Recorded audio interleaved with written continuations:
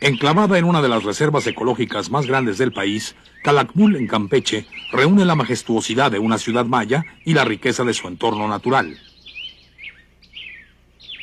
En Tlaxcala, Xochitecatl se abre al público como un espacio ecoarqueológico donde el visitante pueda reconocer la relación íntima entre el hombre y su medio ambiente.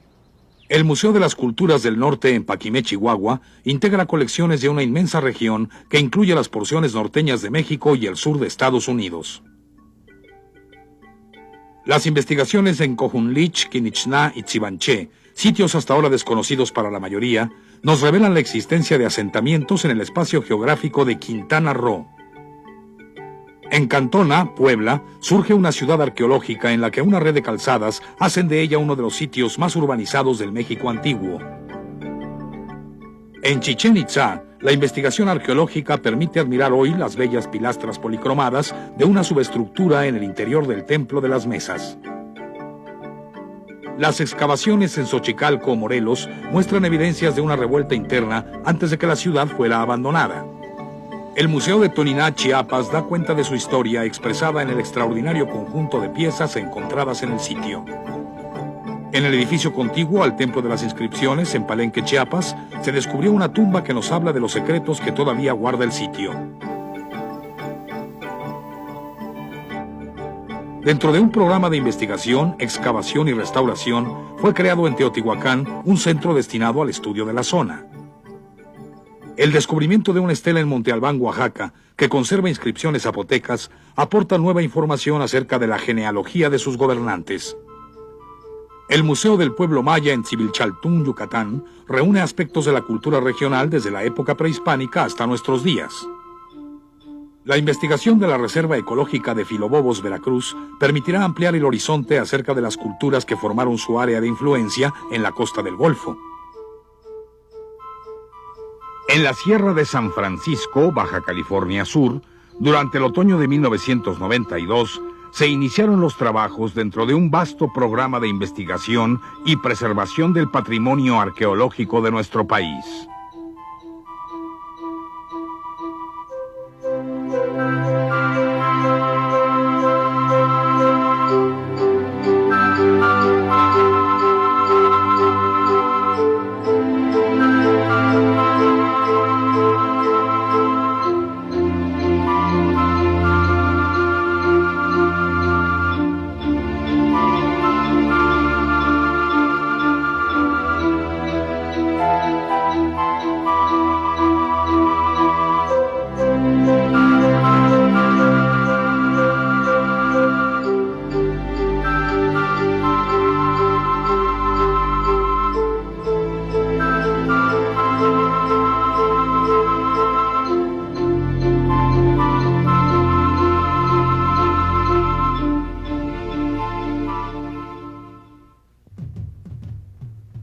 El complejo geomorfológico de la Sierra de San Francisco está compuesto por elevadas mesetas y profundas cañadas, además de planicies desérticas que nacen en las estribaciones occidentales de la cordillera y la superficie de la vertiente oriental que se extiende hasta la costa del Golfo de California.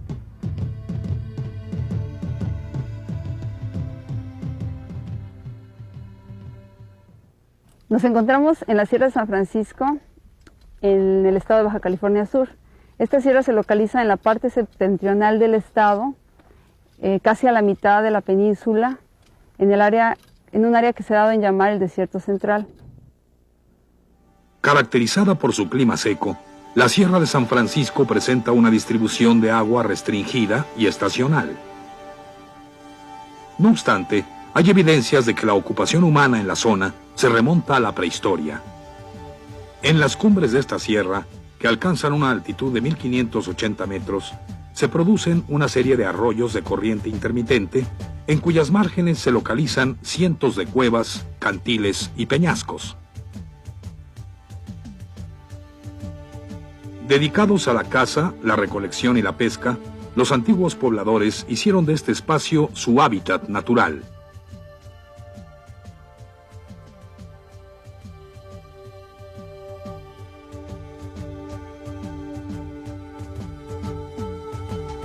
Desde hace decenas de miles de años, se inició en esta zona un proceso de erosión que dio lugar a formaciones naturales como las que observamos. En ciertos casos, el desgaste de una capa inferior precipitó el desprendimiento de grandes rocas que hoy podemos apreciar en el lecho del río. Así se formaron miles de oquedades, que más tarde serían refugio de los primeros pobladores del lugar. Bueno, pues en este momento podemos observar las diferentes capas que constituyen esta parte de la cueva. Una de ellas, la inferior, está compuesta de un material muy deleznable que se llama arenisca con incrustaciones de piedra más grande, que es la que precisamente se erosiona, se deslava con la lluvia, con el viento, se va desintegrando y provoca que finalmente los bloques grandes a los que les está dando sustento se precipiten y formen estos derrumbes.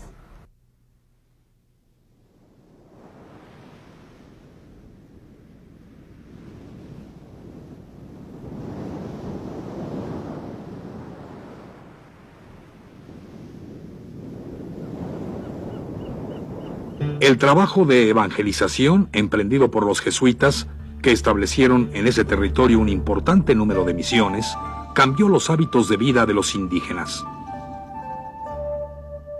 Con la expulsión de los religiosos, estos grupos se dispersaron debido a que no les fue posible adaptarse nuevamente a las difíciles condiciones que presentaba su entorno geográfico.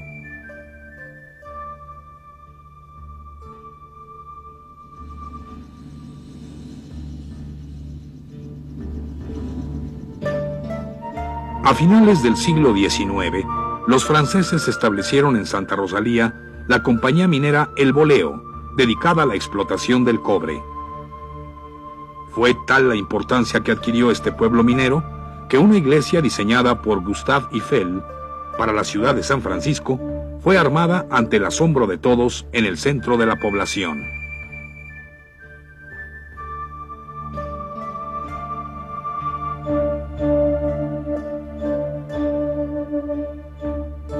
Con el fin de localizar nuevos yacimientos, el químico francés Léon Diguet dirigió trabajos de prospección que lo llevaron al reconocimiento de unas cuevas que, para su sorpresa, escondían en su interior manifestaciones artísticas de gran belleza.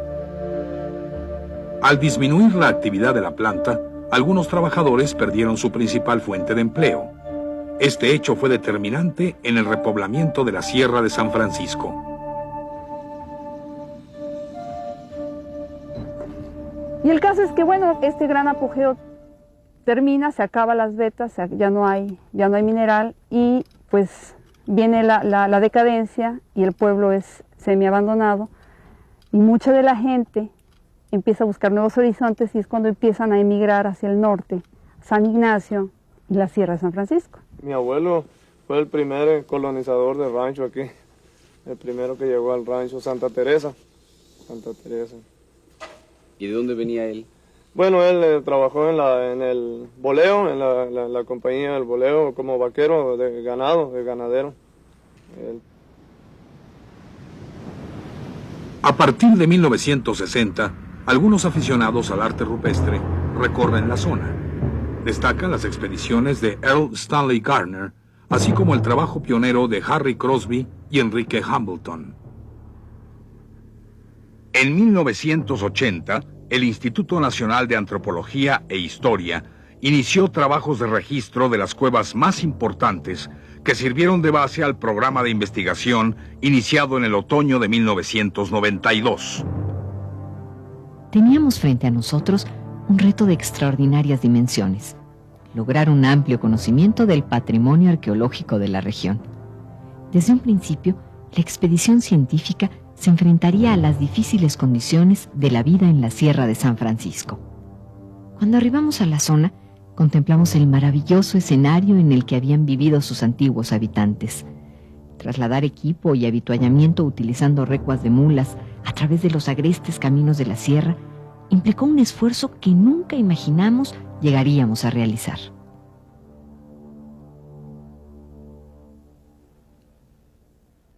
Pues nosotros los levantábamos a las 3 de la mañana, a alistar los animales y los veníamos y llegábamos como a las 11 de la mañana aquí, 11, 12, a según lo que batallábamos en el camino.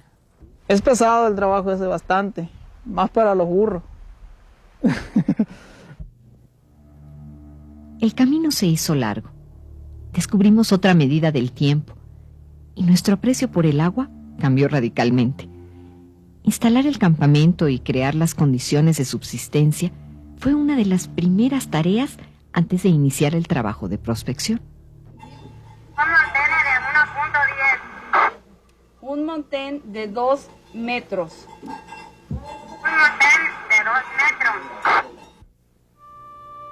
24 largos meses de actividad permanente nos acercaron a los vestigios arqueológicos, a las cuevas y a los testimonios que sobre las paredes de las oquedades rocosas dejaron los grupos de cazadores-recolectores que habitaron la región.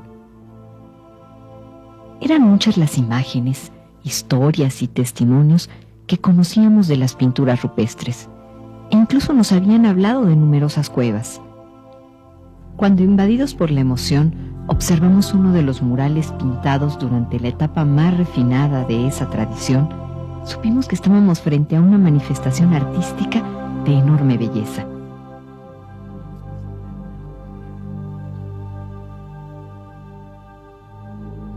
¿Cuáles son las primeras evidencias de ocupación?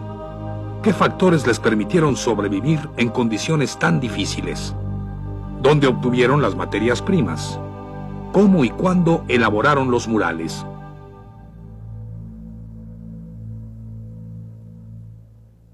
El proyecto fue propuesto en base a 3 aspectos fundamentales. Uno de ellos fue la investigación arqueológica integral, abarcando todos los aspectos, porque no se sabía muy poco de la arqueología regional. Aun cuando se sabía de la existencia de numerosos murales pintados en cuevas, el reconocimiento realizado con la ayuda de los guías permitió efectuar el registro de muchos más sitios que muestran huellas de esas manifestaciones. Pero conozco unas 200 tal vez por acá. Y muchos más sitios, incontables. Sitios al aire libre, como corralitos, campamentos, aparte de las cuevas.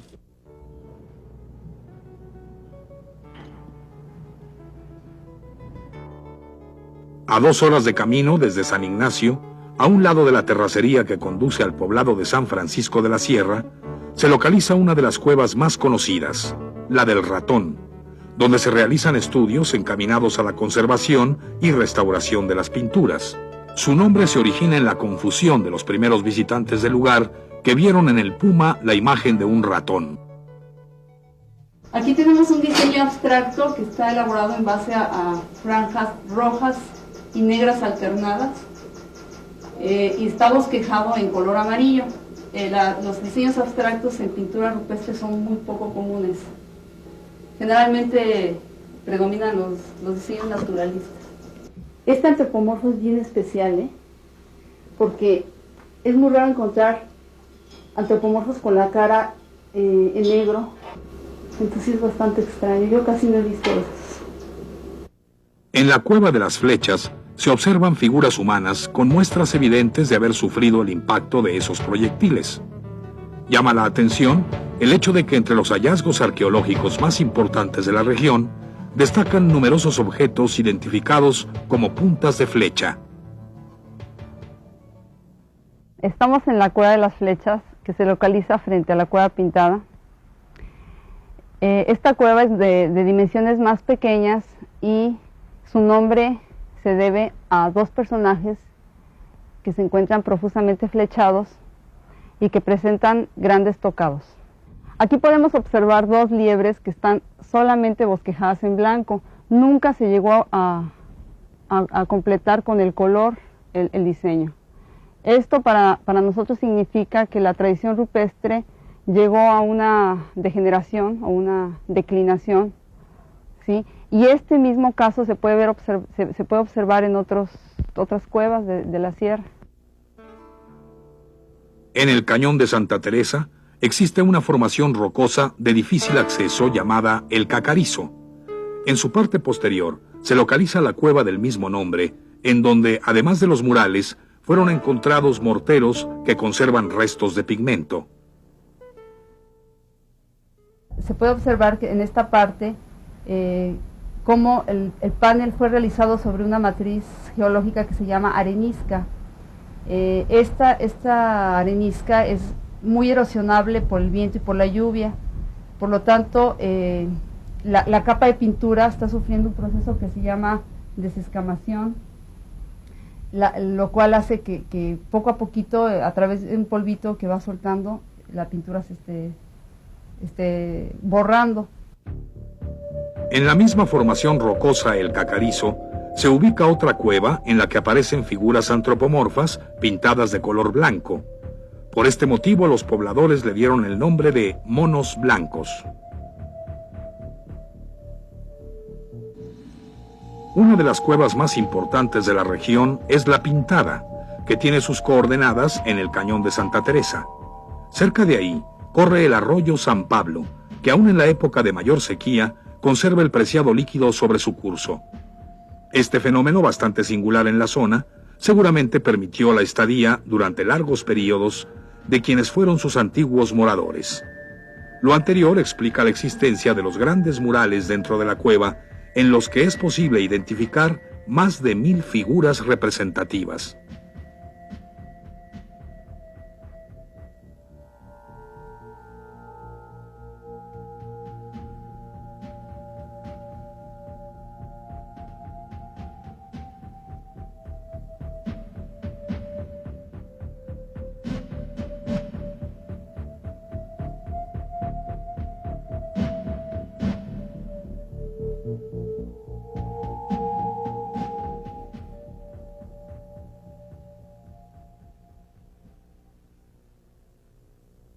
Las fuentes de los jesuitas nos hablan de que cuando ellos llegaron preguntaron a los indígenas de quiénes habían hecho estas pinturas.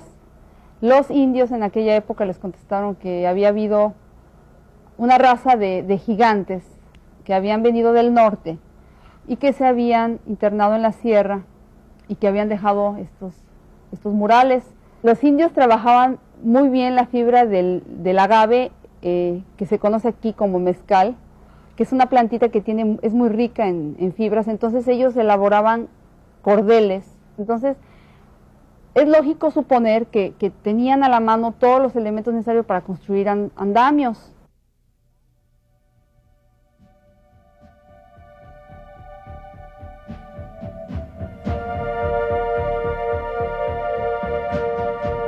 Bueno, la importancia de la cueva reside principalmente en que las pinturas se encuentran muy bien conservadas. Hay una gran diversidad de temáticas representadas, hay una enorme cantidad de figuras representadas, podremos hablar, no sé, de quizá 1000 figuras independientes, y pues en ella parece ser que el arte rupestre de esta tradición cultural tuvo su máxima expresión. Fue la etapa, podemos reconocer quizá la etapa de clímax de la tradición rupestre, ¿sí? Después de y posteriormente ya vino una etapa de decadencia.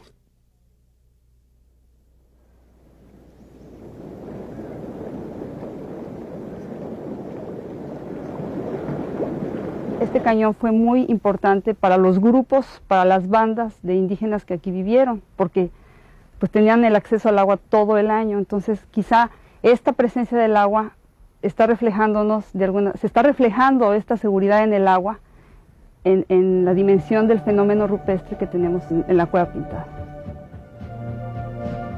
El efecto de la luz solar en cañones tan profundos como el de Santa Teresa es diferente en el transcurso de la mañana y la tarde, creando diversas atmósferas en los murales de la Cueva La Pintada. Nos preguntamos, ¿cómo se verían si lográramos iluminarlos con luz artificial?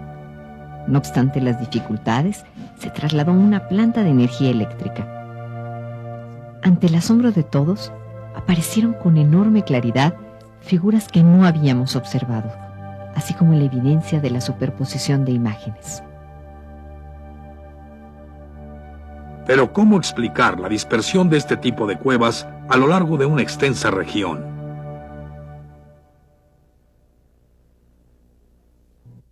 Bueno, sí, el patrón era seminómada, regido por un ciclo biológico anual, ¿sí? Pero actualmente se puede observar este fenómeno en las comunidades de rancheros que viven en la sierra. O sea que debido a la falta de agua, por ejemplo en estos lugares hay muy poca agua, por eso hay ranchos que quedan abandonados porque se acaba el agua, se escasea. Con el fin de profundizar en lo relativo al patrón de asentamiento, la investigación arqueológica en la Sierra de San Francisco ha incluido también un amplio programa de recorridos de superficie.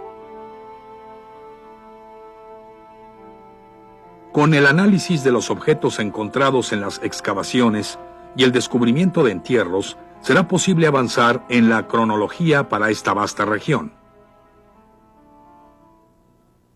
La historia, sea las primeras fuentes, nos hacen partícipe de que aquí los nativos acostumbraban a quemar a los muertos, no tanto a enterrarlos.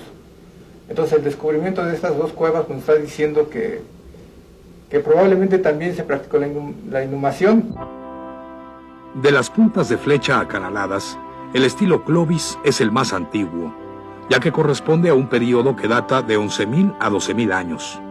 El hallazgo reciente de puntas de este tipo confirma la evidencia de ocupación muy temprana a nivel regional.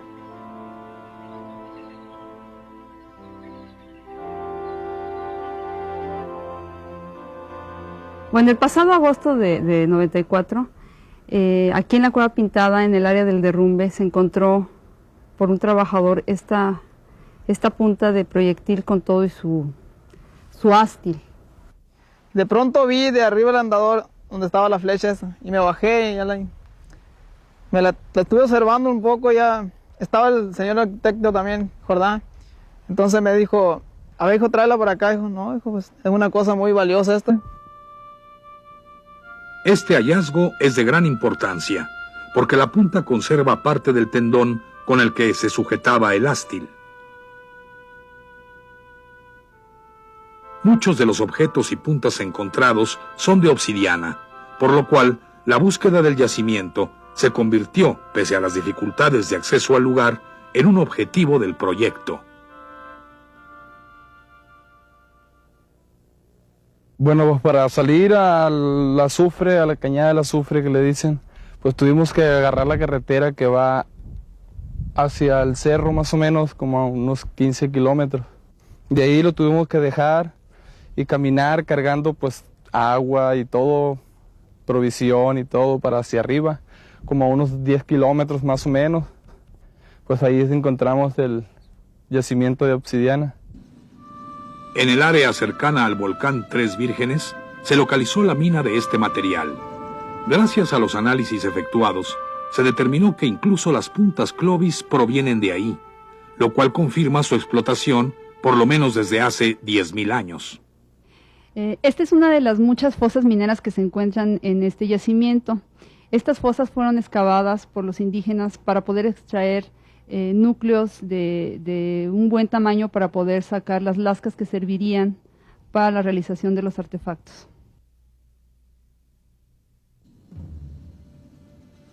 En la zona que circunda el yacimiento de obsidiana, fueron descubiertas las minas de donde proviene el pigmento con el que se pintaron las cuevas de la Sierra de San Francisco.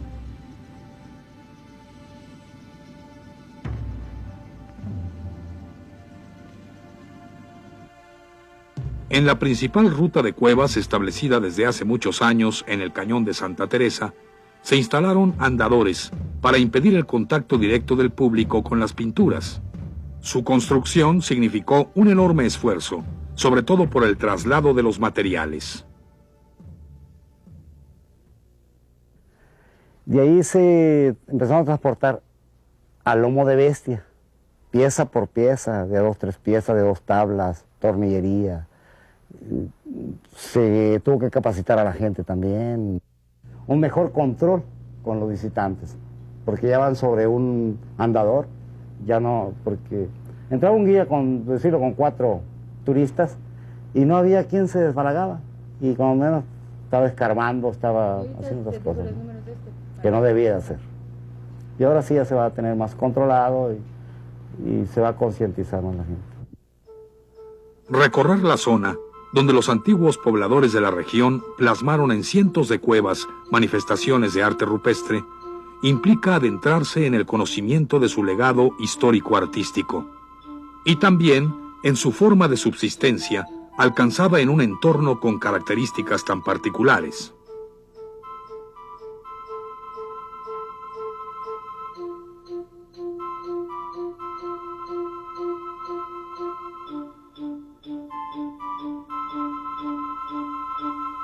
Lo que hemos visto hasta aquí es solo una muestra de los trabajos de investigación y preservación efectuados en el sitio a partir del otoño de 1992 como parte de las acciones llevadas a cabo por el Consejo Nacional para la Cultura y las Artes a través del Instituto Nacional de Antropología e Historia.